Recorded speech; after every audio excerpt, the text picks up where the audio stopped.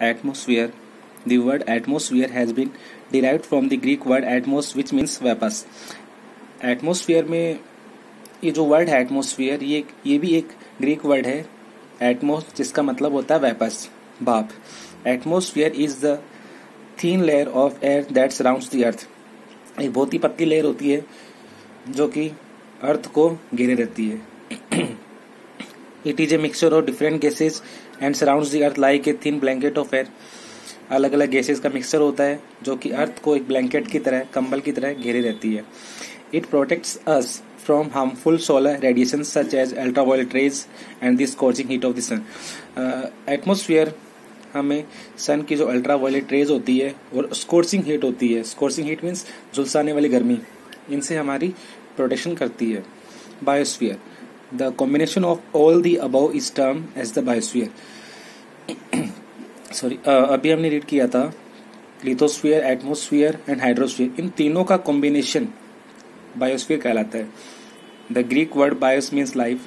ये भी Greek language से लिया गया है. ग्रीक वर्ड है बायोस, जिसका मतलब होता है life. The biosphere is a very small part of the earth where land, water and air interact with each other to sustain life. All living organism found on earth are part of the earth's biosphere. Earth पर रहने वाले सभी organism earth पर biosphere के ही part है. Biosphere has a great impact on the climate because it is closely connected to the atmosphere. और biosphere का हमारी जो क्लाइमेट है उस पर बहुत बड़ा इम्पैक्ट रहता है. इम्पैक्ट मीन्स असर, बहुत ज़्यादा असर रहता है हमारे क्लाइमेट पर, क्योंकि एटमोसफियर से क्लोजली कनेक्टेड है. Now we will read about elements of biosphere. The main elements of the biosphere are producers और ऑटोट्रॉप्स एंड कंज्यूमर और हेटरोट्रॉप्स. बायोस्फीयर के एलिमेंट्स होते हैं, एलिमेंट्स मीन्स तत्व है. तो बायोस्फीयर के एलिमेंट्स होते हैं प्रोड्यूसर एंड कंज्यूमर. प्रोड्यूसर जिनको हम ऑटोट्रॉप्स बोलते हैं एंड कंज्यूमर जिनको हम हेटरोट्रॉप्स बोलते हैं. The producer produce their food directly from the environment. Environment से डायरेक्टली अपना खाना बनाते हैं प्रोड्यूसर, जैसे कि plants. Everyone knows that photosynthesis से प्लांट्स अपना फूड बनाते हैं. और दूसरे जो एलिमेंट्स होते हैं बायोस्फीयर के वो हैं consumer. The consumer can not produce their food directly from the environment. Consumer directly अपना खाना एनवायरमेंट से नहीं बनाते हैं. For example animals and humans. Animals अपना खाना डायरेक्टली एनवायरमेंट से नहीं बनाते हैं, जैसे एनिमल्स हैं. एनिमल्स प्लांट्स को खाते हैं जो कि प्रोड्यूसर्स हैं. सो हमने इन शॉर्ट में हम क्या कह सकते हैं कि प्रोड्यूसर को कंज्यूमर खाते हैं.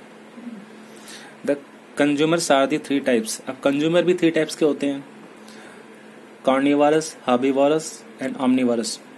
कार्निवोरस जो फ्लैश ईटर्स होते हैं, जो मांस खाते हैं, दूसरे एनिमल्स को खाते हैं. हर्बीवोरस प्लांट ईटर्स, जो प्लांट्स को खाते हैं, जैसे कि गोट, रैबिट्स एटसेट्रा. खरगोश, बकरी, ये सब घास फूस खाती हैं, तो ये हर्बीवोरस है.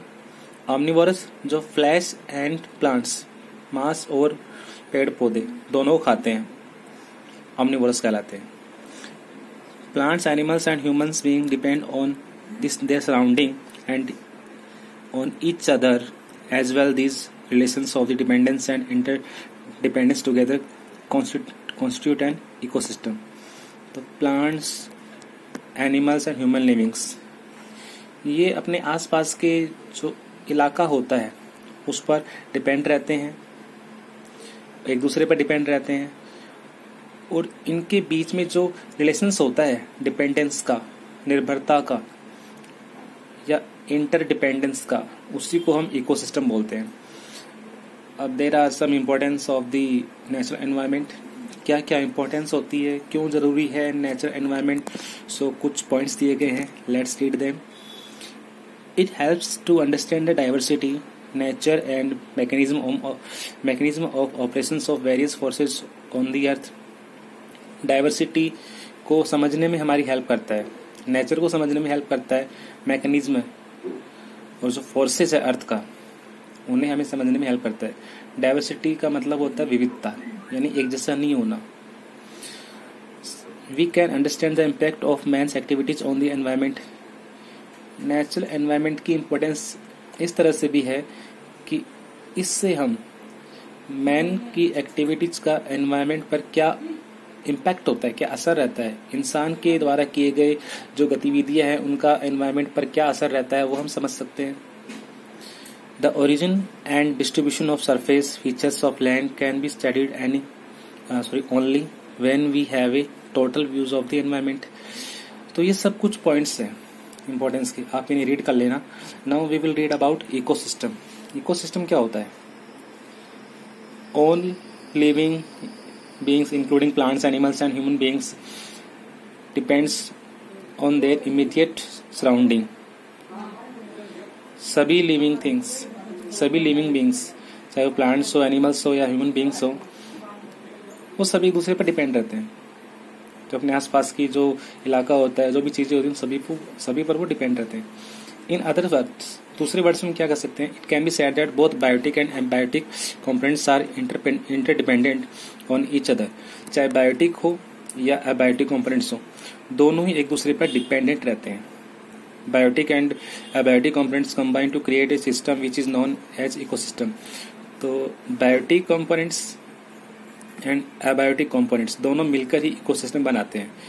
An ecosystem can be described as the community of living and non-living things which interact with each other and function as a unit। Step out of your house or school and note your surrounding। इसमें कुछ activities दे रखी है examples, जैसे कि तुम अपने school से या पार्क में कहीं जाओगे तो तुम पार्क में जाते हो तो तुम्हें क्या क्या दिखते हैं? बर्ड्स दिखते हैं, प्लांट्स दिखते हैं, इंसेक्ट दिखते हैं। इंसेक्ट मीन्स कीड़े मकोड़े, तो वो तुम्हें सब दिखते हैं। तो इनमें कुछ तो होते हैं बायोटिक और कुछ होते हैं एबायोटिक। तो ये सभी मिलके इकोसिस्टम ही बनाते हैं। An ecosystem will contain all the living and non living components. For example A garden is an ecosystem which has plants. तो एग्जांपल के लिए अगर हम किसी गार्डन को देखें, गार्डन में प्लांट्स भी होते हैं, काफी अलग अलग टाइप के प्लांट्स होते हैं, तो वो भी एक इकोसिस्टम ही है। Page number 10।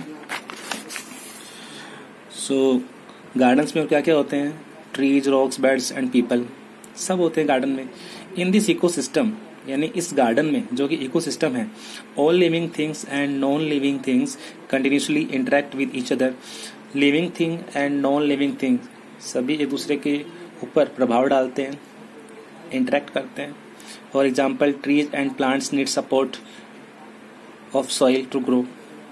हमें पता है कि ट्रीज एंड प्लांट्स, इनको ग्रो करने के लिए सपोर्ट की जरूरत होती है। On the other hand trees provide shelter to birds. और ट्रीज पर अलग अलग बर्ड्स रहते हैं, अपना शेल्टर बनाते हैं।